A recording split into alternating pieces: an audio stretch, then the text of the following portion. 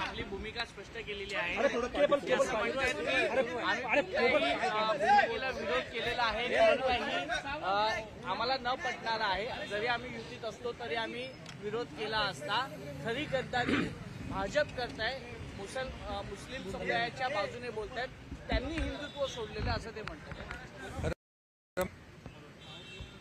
कालचा दिवस अतिशय दुर्दैवी होता आणि काल उबाटाने वक्फ बोर्डाच्या बिलाला विरोध केला, त्यामुळे त्यांचा बेगडी हिंदुत्व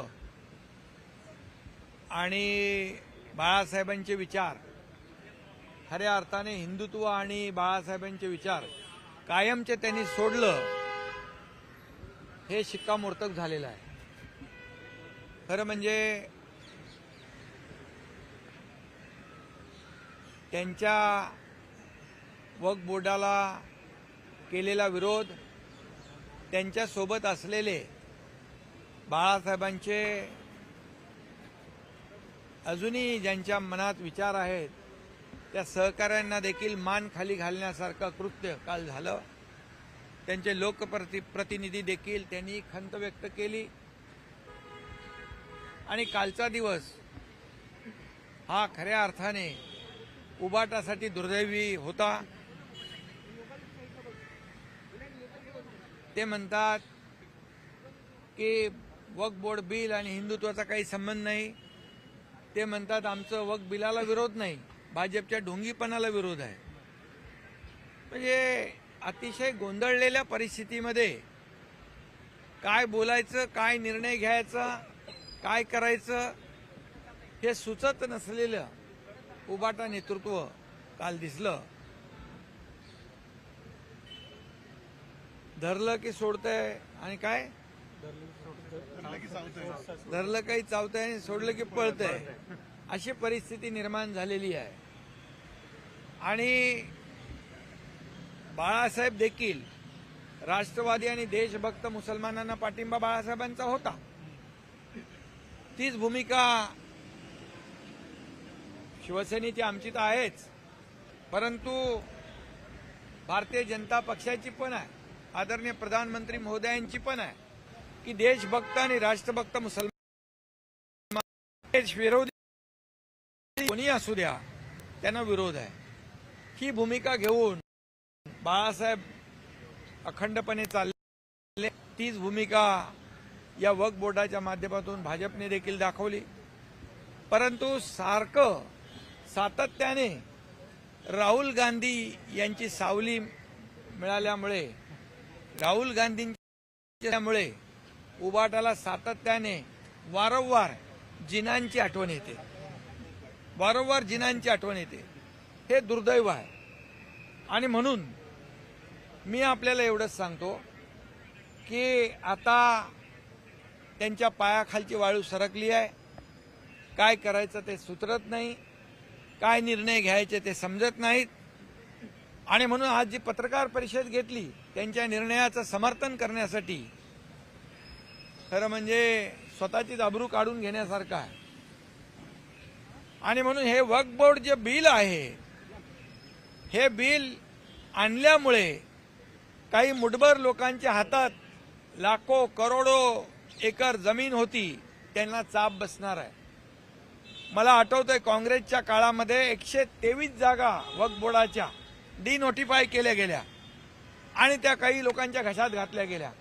आता असं कुठलंही कृत्य करता येणार नाही। आदरणीय प्रधानमंत्री मोदीजींच्या या वक्फ बोर्डाच्या निर्णयामुळे या अशा मुठभर लोकांना चाप बसेल, निर्बंध बसेल आणि ही जी वक्फची जी प्रॉपर्टी आहे, ही प्रॉपर्टी यामध्ये शाळा होतील, कॉलेज होतील, हॉस्पिटल होतील, महिलांना, मुलांना, विद्यार्थ्यांना मुख्य प्रवाहामध्ये येण्याची संधी मिळेल। त्यामुळे मुस्लिम लोकांनी देखील याचं स्वागत केलेलं आहे, महिलांनी केलंय, मुलांनी केलंय। आणि शेवटी ते म्हणाले लांगून चाललं नाही, एकीकडे म्हणाले हे मुस्लिमांच्या बाजूने बोलतायत, हे एकीकडे म्हणतायत लांगून चालन केलं, नक्की काय त्यांना म्हणायचं आहे?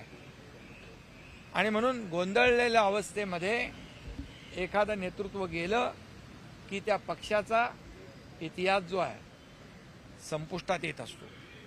आणि म्हणून ती जी काय परिस्थिती त्यांची झाली आहे ती महाराष्ट्र पाहतोय. आम्ही फक्त एवढंच सांगतो की आम्ही बाळासाहेबांचे विचार घेऊन पुढे जातोय, आनंद दिघे साहेबांचे विचार घेऊन पुढे जातोय. कुठल्याही विचारांची वैचारिक भूमीशी कधी तडजोड होणार नाही. त्यांनी 2019ला खुर्चीसाठी मोहापायी जे केलं, जो अपराध केला, जी चूक केली, त्यापेक्षा मोठा अपराध हा कालचा होता. तुमचा उल्लेख सातत्याने ते एसएनसी म्हणून करत आहेत आणि सातत्याने गद्दार एसएनसी म्हणजे काय? एकनाथ संभाजी शिंदेचा शॉर्टकट एसएनसी म्हणून. शॉर्टकट? मग मी असं म्हणू का त्यांचा युटी आहे, थ्रो असं म्हणू? वापरो और फेको, ही त्यांची नीती आहे.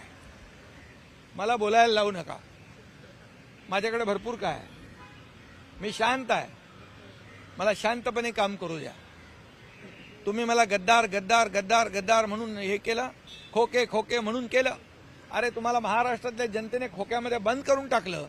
100 मधून 20च आले, ते पण काही आमच्या लोकांच्या चुका झाल्यामुळे आम्ही 80 लढवले आणि 60 आलोय. त्यामुळे महाराष्ट्रातल्या जनतेने गद्दार कोण आणि खुद्दार कोण याचा फैसला या विधानसभेच्या निवडणुकीत केलेला आहे. सावरकरांच्या पुस्तिकावरती बंदी करण्याची मागणी काँग्रेसचे प्रदेशाध्यक्ष करतात. विरोध केला. येणाऱ्या महानगरपालिकेच्या निवडणुकीमध्ये देखील विधानसभेसारखी अवस्था होईल.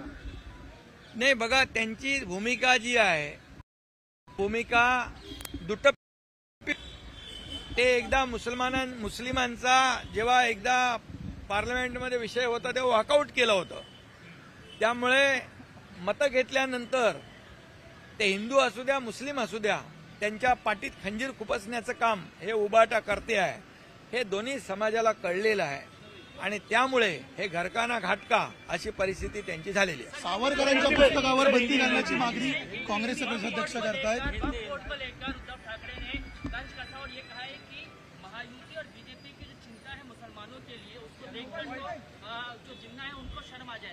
नहीं, ये तो अभी मैं बताऊंगा कि वक्फ बोर्ड के लिए, वक्फ बोर्ड के विरोध में निर्णय लेकर उबाटा ने असली चेहरा दिखा दिया है.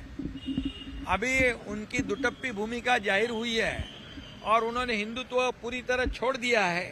बाला साहब ठाकरे जी के विचार पूरी तरह छोड़ दिया है. इस पर उन्होंने कल शिक्कामोर्तब किया है. ये बहुत ही दुर्भाग्यपूर्ण है.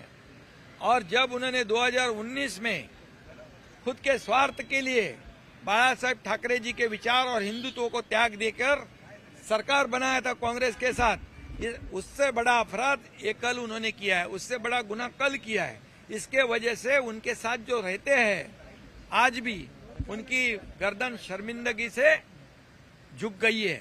और अभी मैं इतना ही कहूंगा कि ये वक्फ बोर्ड जो वोटों के हाथ में और कांग्रेस के जमाने में इस पार्सल जो है प्रॉपर्टी उसको डी नोटिफाई किया और कुछ चंद दिया. और अभी मोदी जी ने जो ये वक्फ बोर्ड का बिल लाया है, ये चंद लोगों की दादागिरी नहीं चलेगी. बिल्कुल उनको मनमानी नहीं करने को मिलेगी. अभी इसमें महिलाओं को, युवाओं को, विद्यार्थियों को, सभी लोगों को मेन स्ट्रीम में आने का मौका मिलेगा. ये वक्फ बोर्ड के जमीन पर जो कब्जा जमा के बैठे थे उनका कब्जा हट जाएगा. जैसे स्कूल हो, कॉलेज हो, अस्पताल हो, जो ये अम्यूनिटी जो है लोगों के लिए जो प्रकल्प है वो खड़े हो जाएंगे. इसलिए गरीब तबके के मुसलमानों को इसका फायदा होगा. लेकिन कांग्रेस ये नहीं चाहती है. कांग्रेस मुसलमानों को गरीब की गरीबी रखना चाहती है. वोटों के लिए उनके सामने उनको हाथ फैलाने की अवस्था में रखना चाहती है. और इसलिए ये कांग्रेस और उद्धव ठाकरे, ओवैसी जो बोले वही उद्धव ठाकरे आज बोले. उनकी बोली एक समान है। और इसलिए जब बाला साहब ठाकरे जी कहते थे जो सच्चा देशभक्त मुसलमान है उसको हमारा समर्थन है, जो देश का गद्दार है वो कोई भी हो उसका हमारा उसको विरोध है। अभी इसमें वही नीति भाजपा की है, एनडीए की है। और अभी जब राहुल गांधी जी के साथ हमेशा ये उबाटा रहती है, इसलिए बार बार उनको जिना की याद आती है, बार बार जिना याद आते हैं। ये दुर्भाग्य है और इसलिए उनका असली चेहरा जो है जनता के सामने आ चुका है और जनता उनको इसकी सबक आने वाले चुनाव में जरूर दिखाएगी। उद्धव ठाकरे ने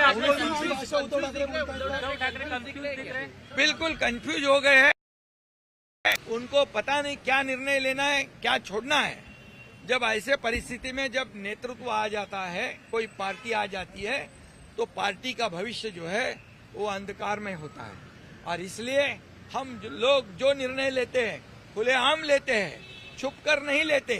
कभी वॉकआउट करते हैं, कभी बोलते हैं ये हमारा विरोध बिल को नहीं था, हमारा विरोध भाजपा को था। ये क्या है? जो निर्णय लेना हिम्मत से लो, हिम्मत होनी चाहिए, शेर का कलेजा होना चाहिए, वो उनमें नहीं है और सिर्फ बदनाम करने का काम वो करते हैं। उद्धव ठाकरे ने आपको इसेंशियल क्या कहेंगे? क्या कहा? इसेंशियल क्या है? एसेंसी देखिए, मेरे ऊपर तो पिछले 2.5 साल से 3 साल से टिप्पणी कर ही रहे। मैं ये टिप्पणी का आरोप का उत्तर आरोप से नहीं दूंगा, मैं काम से दूंगा। अगर उन्होंने मुझे एसेंसी कहा तो वो शॉर्ट फॉर्म है नाम का।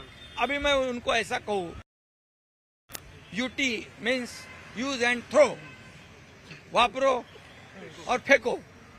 ऐसी परिस्थिति, ऐसे ही उनका काम है, इसलिए तो लोग छोड़ के जा रहे। उसका आत्मचिंतन करो, आत्म परीक्षण करो। भाई मराठी भाई